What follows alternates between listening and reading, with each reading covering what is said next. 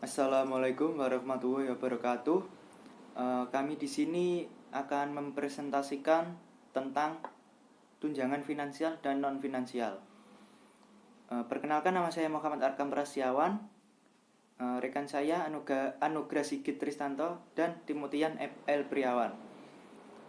Dan dosen pengampu Ibu Mardia Astutik SEMM selaku pengampu mata kuliah manajemen kompensasi. Apa itu kompensasi? Kompensasi sendiri dapat diartikan sebagai segala bentuk yang diberikan organisasi atau entitas bisnis terhadap anggota dan pekerjaannya, baik berupa fisik atau non fisik. Pengertian lain dari kompensasi adalah keseluruhan imbalan yang diterima oleh pekerja setelah melakukan sebuah pekerjaan yang bertujuan untuk memajukan bisnis keseluruhan. Di sini saya akan meneruskan presentasi dari saudara Arkan Prasetyawan. Bentuk-bentuk kompensasi. 1. Upah atau gaji. Dalam sistem upah, beberapa perusahaan biasanya menggunakan sistem pembayaran per jam. Hal ini tentunya membuat pekerjaan akan mendapatkan gaji lebih besar pada saat waktu pekerjaannya lebih lama.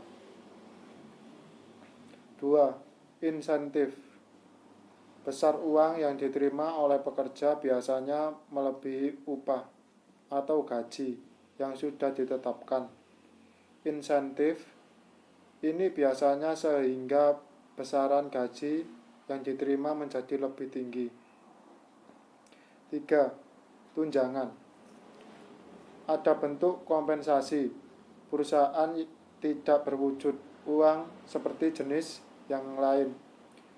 Begini tunjangan. Tunjangan biasanya berbentuk asuransi, baik berupa asuransi kesehatan.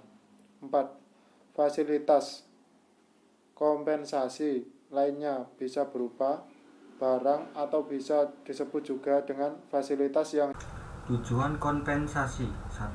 Mempertahankan karyawan berprestasi. Pada saat seorang karyawan bisa memberikan prestasi, membanggakan terhadap perusahaan, saat itu pula citra perusahaan akan naik.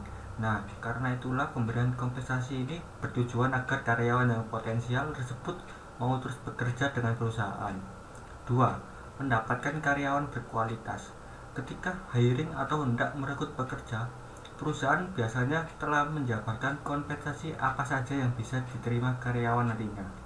Saat kompensasi bisa dikatakan cukup besar dan menarik, secara otomatis karyawan berkualitas akan mulai berdatangan untuk mendaftar. 3. Efisiensi biaya. Umumnya, perusahaan tidak akan memberikan gaji yang cukup besar di awal pada karyawannya. Ini dikarenakan kualitas pekerjaan dari karyawan tersebut tidak bisa diperkirakan apakah baik atau tidak.